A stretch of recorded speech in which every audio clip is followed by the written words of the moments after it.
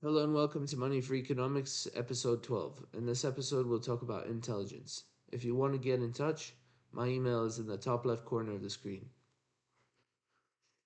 So, what is the purpose of intelligence services? Intelligence services, they have certain missions. I think the most common ones I've put here on the slide. This first one is early warning of an invasion. So, basically, if you know, like in advance, several months, that one of the countries that you border is going to invade you, you have several months of time to prepare your own defenses. Now, if you didn't have that time, then you would be theoretically you would be set back. Um, it would be much harder to resist the invasion if there's no proper planning from day one. So there's that. Technology, theft of technology. So countries that send their spies out to look at foreign armies to see what they have. So one aspect of that is the ability to steal that technology. Um, Stealing technology can be obviously military technology. It can be other things as well. It can just be intellectual property. Um, Finally, so military planners, they need to have intelligence to make proper plans, to make good plans, and obviously if they don't know much about the enemy, the plans are not going to be very useful. So who has access to intelligence? If we're talking about a demilitarized country, then military generals usually wouldn't have that access to intelligence.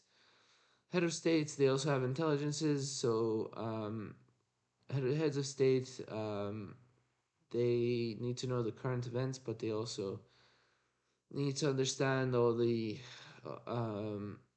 certain things that can only be explained by intelligence, basically, just to get information gathered. Um, in my opinion, I think mercenary groups should be banned, and also private intelligence should be banned.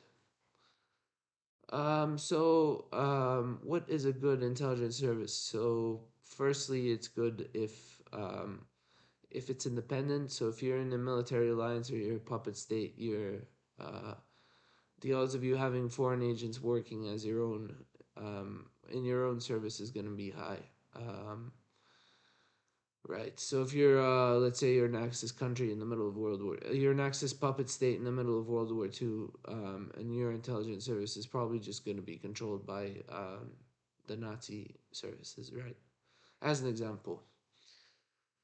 Countries with intelligence services, they can get infiltrated by organized crime gangs, and then all that information that they collect goes to the crime gangs to advise what the crime gangs do. So, in my opinion, fighting organized crime and destroying organized crime is one of the first things that should be done, and um, you would theoretically need a functioning intelligence service to basically do that. So, just over 2 decades ago, when the millennium came, people from then on, computers started to be used more and more by civilians up to today, where a lot of aspects of society are basically uh, there's full of society today is full of just computers, smartphones, things like that. Cyber capabilities. So one question we have to ask ourselves: should we risk the lives of our agents to discover secrets if we can just use if we can just hack our way into certain infrastructure in a foreign country just to discover secrets? Second question is, well, for the first one, in my opinion, if we can use technology to discover secrets, agents aren't necessary. The second question is it ethical to steal intellectual property or technology? So, if a country is struggling to make certain, let's say, medicines, and they can hack a foreign pharmaceutical company to take blueprints, I think that that can be done. Um, but obviously, you have to look at how even when you steal those blueprints, what are you gonna do? Will you produce it for your own population, stuff like that? So I would say it's probably not ethical, but it might seem like something that could be good. So, I believe that all intelligence should be to assist the police force in tackling crime. I don't think intelligence services should serve the military or be an independent organization. Um, a less costly way of doing intelligence work is to basically just give all of those officers badges, maybe give them different names, but not to, give them massive cover and to use deception, because realistically, all that they need to do is to gather files on certain people, like organized criminals, organized crime. Not necessarily, and you don't really need, um, a lot of sort of uh, human work for that. I think it can be done in a very short time, and then obviously when you have all the files, you can just arrest all the mobsters.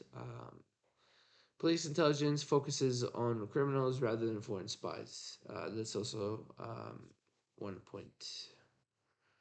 Military intelligence, I want to talk about this. You can look at this slide and what I wrote here. Necessary capabilities, you can also read this. I'm just going to say one thing. Policing the prohibition on weapons of mass destruction is incredibly important. Yeah. Um, so since we've already banned torture and assassination, as I talked in a previous episode, this ban should be extended to intelligence work. And the mass surveillance, you have to know that mass surveillance, yeah, it puts information in files, but it doesn't really reduce the reaction time to criminal events. It's always going to be, right, it takes like half an hour to respond to someone, right? Or less to respond to an incident, so there's that to consider as well.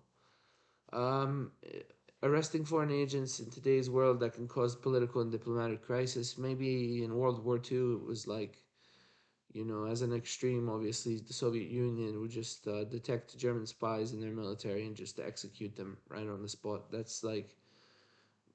You can't really do that in the 21st century because it's going to cause political and diplomatic crisis. So, here's some other points that are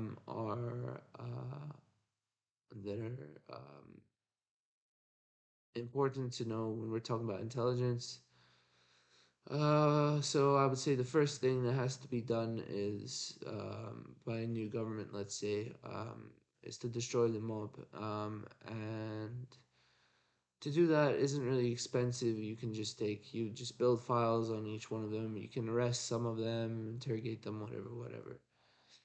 Commando raids, they rely on intelligence, and they're also secret, so the commandos that are doing it also have some degree of secrecy.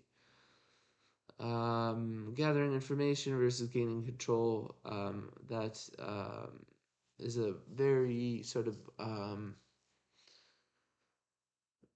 very not specific thing to say, but it has been done before. So where intelligence services are trying to gain control instead of gaining information. So yeah, that's that. Thank you for watching.